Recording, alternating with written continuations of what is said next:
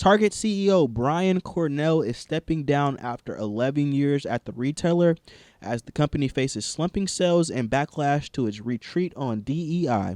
Cornell's departure was widely expected. Some industry analysts believe Target should bring in an outside voice to lead the company, but it opted for an internal candidate.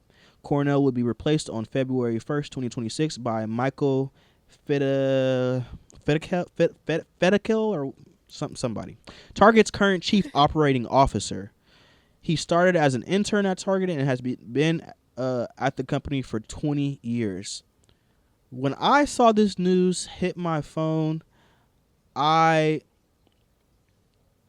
not going to say I felt relief. I'm not going to say I was happy. I'm going to say I was encouraged by the power that I already know our people have.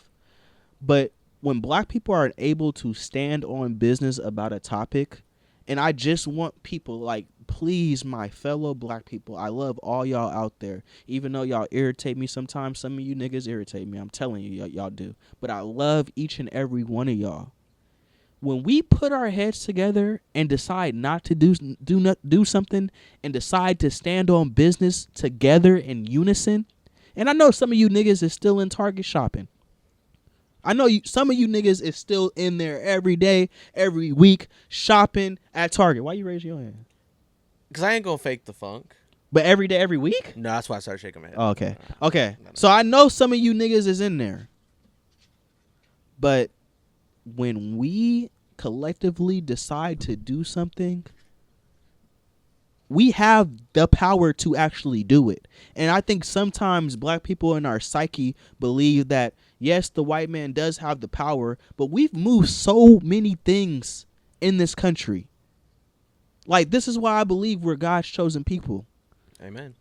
We have something in us that's different. We have different DNA than everybody else, and that's not to put any other minority group down. But when it comes to me and my people and how I feel, and me knowing that me and my people are oppressed in America on a day-to-day basis, things like this encourage me to keep the fight on, because when we come together, we're unstoppable. Right. Dr. Umar loves to tell us how much money we spend on chicken, turkey, pork, and Jordans and whatnot. Amen. And just knowing that, again, I'm not going to fake the funk. I used to love going to Target. Target was Target. I ain't heard. Target was the spot. Mm-hmm. I go to Target now for one specific thing that is only sold there. Everything else I will get for somewhere else. When I'm in there, it looks dead. Mm-hmm. Like, it looks sad and depleted. And when you're walking around now, yeah, it really just looks like only white people are in there. You'll see a brother here and there, a black woman, a sister here and there. But for the most part, that's why I still believe Target's afloat.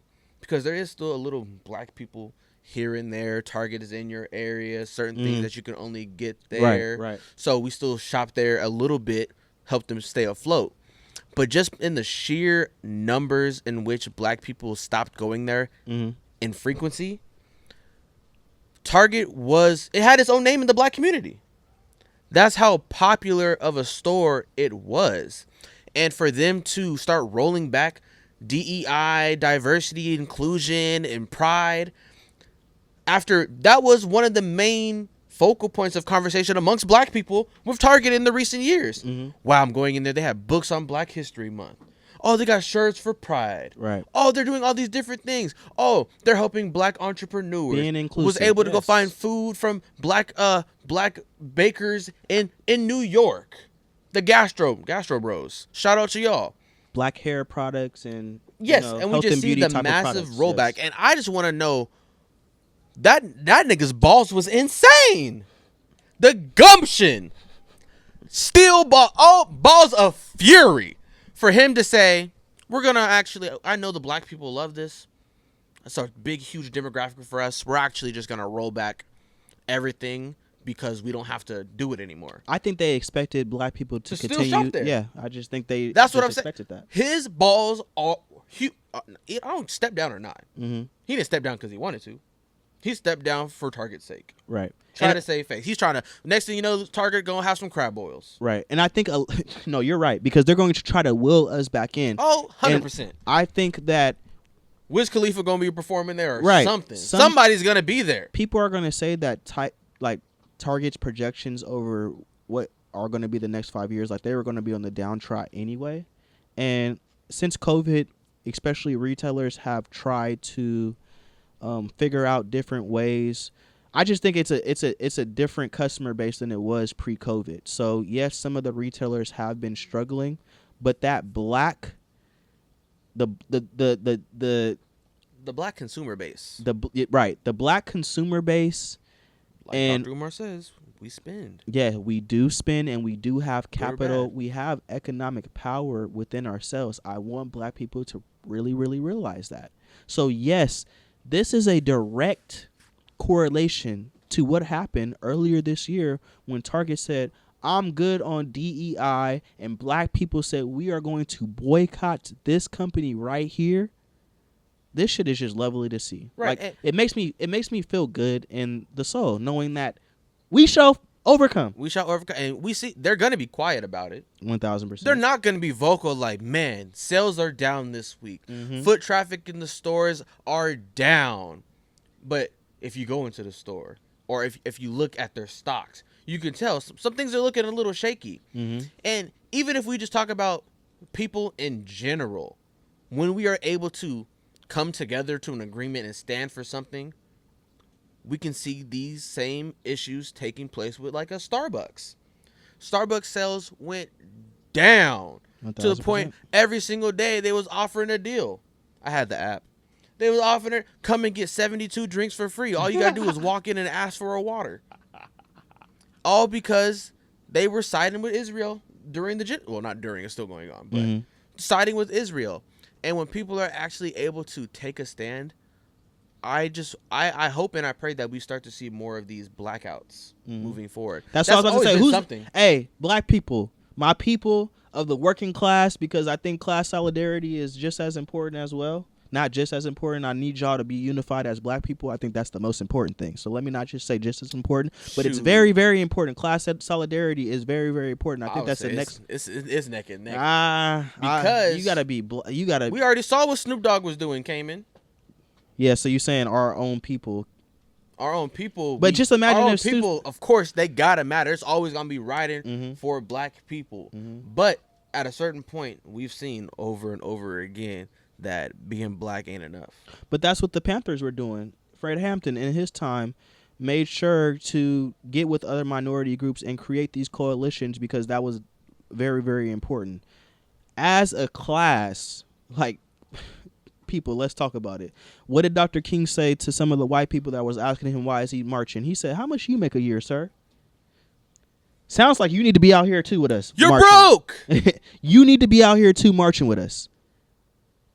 What's next? Please have class solidarity, and with everybody together on the same page and on the same one accord, we can fight back against that 1% that is going to be greedy and eat us up each and every each and every day of our lives with their policies, their relationships that they have with people in power, especially when a Republican and this MAGA shit is going on.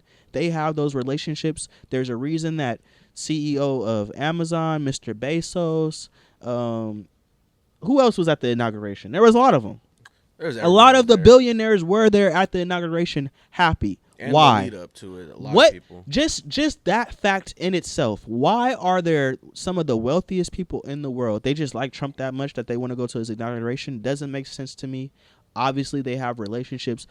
Obviously, it works in their favor, and it doesn't work in the favor for those in the working class that can't afford their basic necessities in life. Black people are always the ones that get it the worst out of everybody. And please just take this message as we actually have power to do something. Right.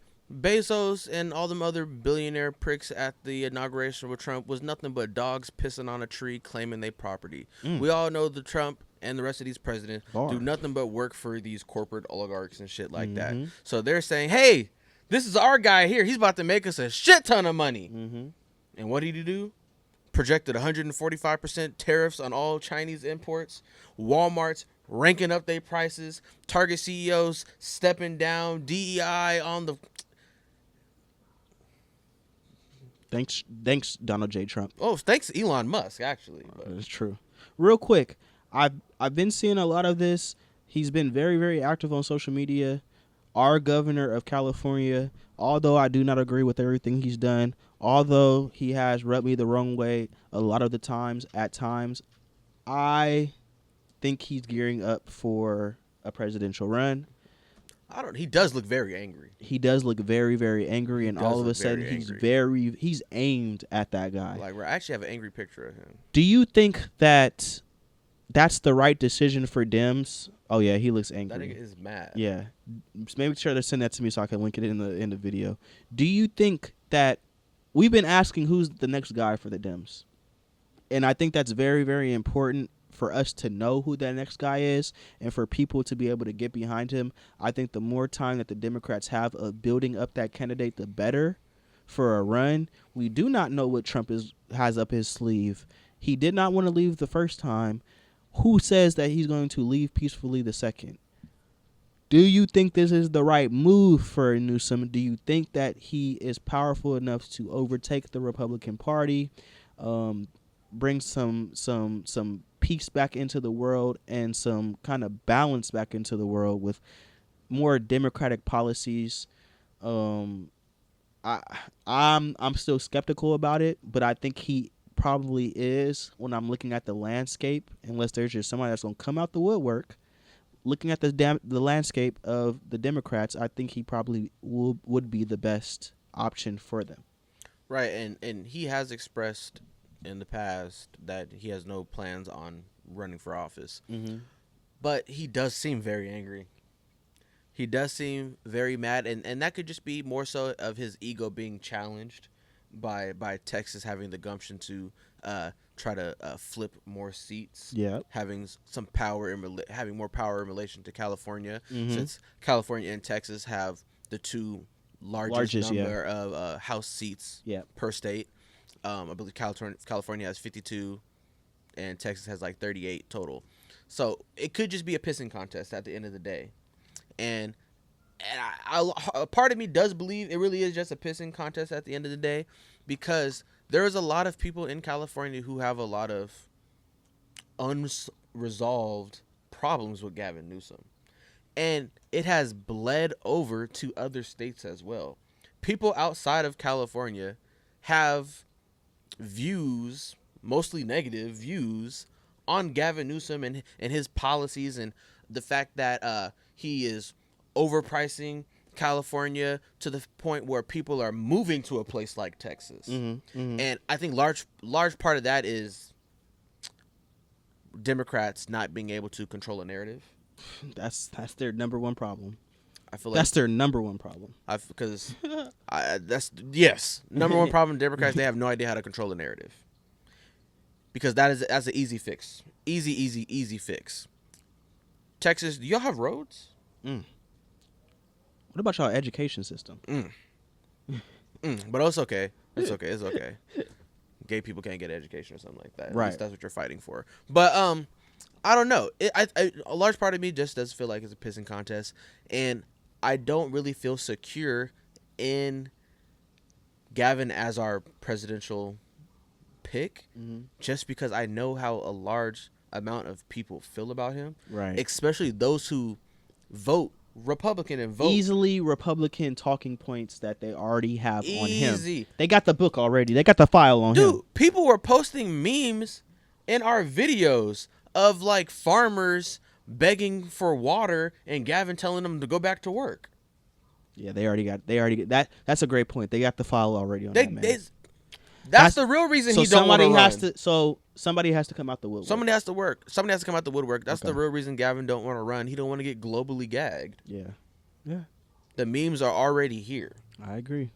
So I'm just like, and that's not to say the memes should stop you from like running for office, especially at such a pivotal point. But perception is reality. Perception, in 2025. Perception is reality, and I wish that was one thing Kamala and her team realized. Understood. Yeah. Whatever the Democrats do, I hope you give whoever it is more than 107 days. True that. Be prepared. That's all I'm gonna prepared. say. All right, y'all. We out.